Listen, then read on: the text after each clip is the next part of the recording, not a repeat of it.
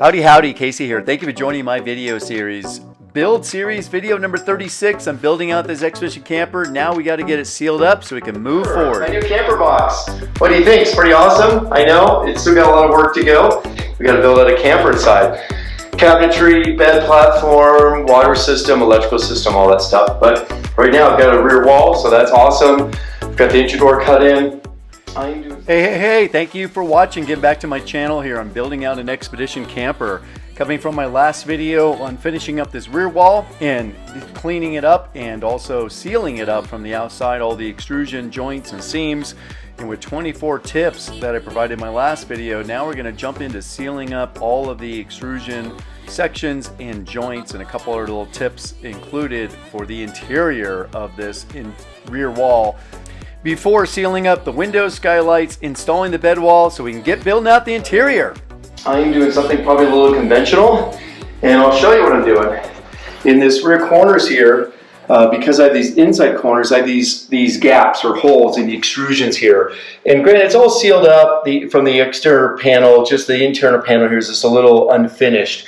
So what I'm doing, I'm going to show you, this is my unconventional thing, I am taking a high quality spray gun, to really be able to control the flow with some nice great stuff, and I'm squeezing it in here, and I have it on a pretty low setting, but I'm feeling up because this is a really big gap in here, and like I said, it's already sealed up on the outside, but this is just going to help seal up the inside of this gap here between the extrusions, but mostly just some insulative quality to make sure I don't have a kind of a little cold spot or anything, and I know this stuff is going to expand out, and so I'm being very careful not to get too much in here, and yet fills up these really big holes.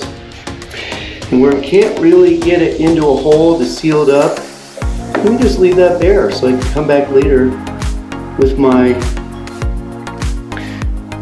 sealant adhesive and seal up these gaps, but just seal up these big open spots here. It's doing a nice job filling in. This is the window and door version, so it shouldn't overflow, but it should expand out to fill it up. And then I'll come back in and get that sealant adhesive on there.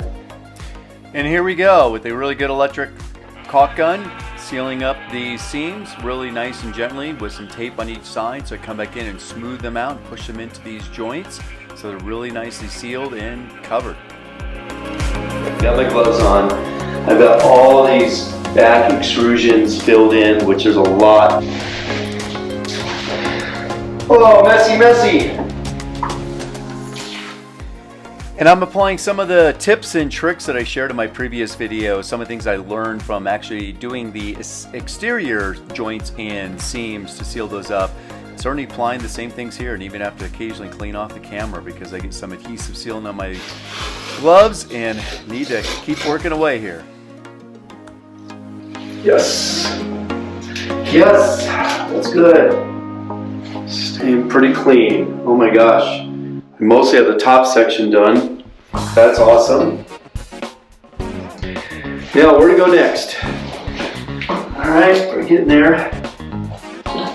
My trash can is getting full. Oh boy, where to go next?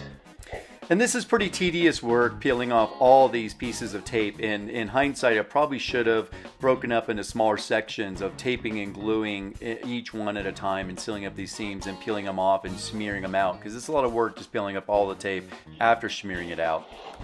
It's looking good. Okay, that came off nicely.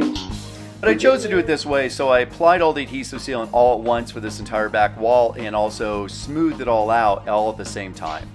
All right, that's good. Let's keep going. You know, this is awesome. You stay focused here, but after this piece, there's only 3 pieces left. 2 more big sections and 1 tiny little one. And then I can get to some more smearing out, final smoothing. Oh boy. Nice. Oh, that broke. And I got a little on the floor. I gotta get that cleaned up. I want to be stepping and spreading. Okay. Whoa. One big messy piece.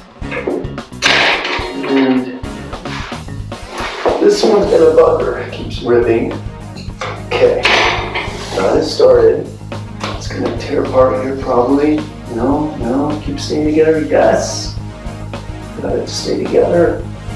Just gonna wiggle a little bit to make sure I get it off without it ripping. So it did. Okay, one more piece, and then I'm gonna start smearing again. My technical term for smoothing out this adhesive sealant. Woohoo! Yay! That's good. So rewarding to have this rear wall built and now all sealed up from the inside. And so all the joints and seams are all nicely sealed to make sure that there's no air or water that can penetrate through them from the inside to out. And also those 90-degree corners are nicely sealed too. Oh my God. The last glove. There's 300 gloves gone through in the building of this camper box. Indeed there is. Building out these campers can be a little bit messy with all the tubes of adhesive sealant, the gloves, and the tape. But once you get through this portion, it starts getting a lot cleaner and everything starts looking a lot better. So now this is done, it's time to move on to some final sealing for the windows and skylights and going and doing a flex test of this camper so I can determine how to build my pass-through and seal it up. Looking forward to sharing that with you. Thanks for watching.